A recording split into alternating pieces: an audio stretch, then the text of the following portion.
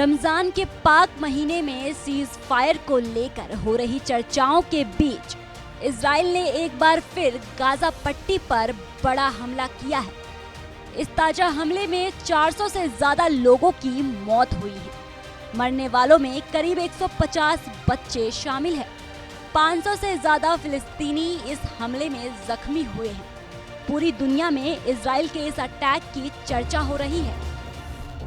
बताया जा रहा है कि बाकी बचे बंधकों की रिहाई नहीं किए जाने को लेकर इजराइल ने गाजा पट्टी पर मंगलवार को ताबड़तोड़ बमबारी की।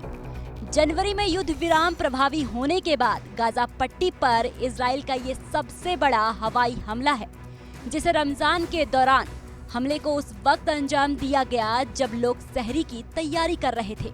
इस हमले के बाद इजरायली पीएम बेंजामिन नेतन्याहू ने कहा कि गाजा पर हवाई हमले की सिर्फ शुरुआत है। इजराइल तब तक आगे बढ़ता रहेगा जब तक वो युद्ध के अपने सभी लक्ष्यों को हासिल नहीं कर लेता। इन लक्ष्यों में हमास का सफाया और उसके कब्जे से सभी बंधकों की रिहाई शामिल है। यानी इजराइल के तेवर बता रहे हैं वो और तबाही मचाने वाला है।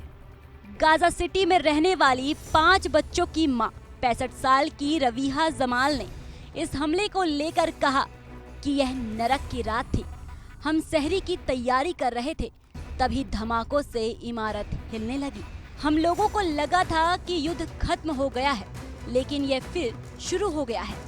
इजराइल के इस हमले पर कांग्रेस सांसद प्रियंका गांधी बेहद खफा हैं। उन्होंने एक्स पर लिखा, इजरायली सरकार द्वारा 130 बच्चों सहित 400 से अधिक निर्दोष नागरिकों की निर्मम हत्या से पता चलता है कि मानवता उनके लिए कोई मायने नहीं रखती। उनके कार्य एक अंतर्निहित कमजोरी और सच्चाई का सामना करने में असमर्थता को दर्शाते हैं। चाहे पश्चिमी शक्तियां इसे पहचानना चाहें या फिलिस्तीनी लोगों के नरसंहार में उनकी मिलीभगत को स्वीकार करें या नहीं। अपने इसी पोस्ट में प्रियंका गांधी ने आगे लिखा है, दुनिया के सभी नागरिक जिनके पास विवेक है, जिनमें कई इजरायली भी शामिल है, इसे देखते हैं। इजरायली सरकार जितना अधिक आपराधिक तरीके से काम करती है, उतना ही वो खुद को कायर साबित करते हैं। दूसरी ओर फिलिस्तीनी लोगों की बहादुरी जीतती है। उन्होंने अकल्पनीय पीड़ा सहन की है, फिर भी उनका जज्बा दृढ़ और अडिग है।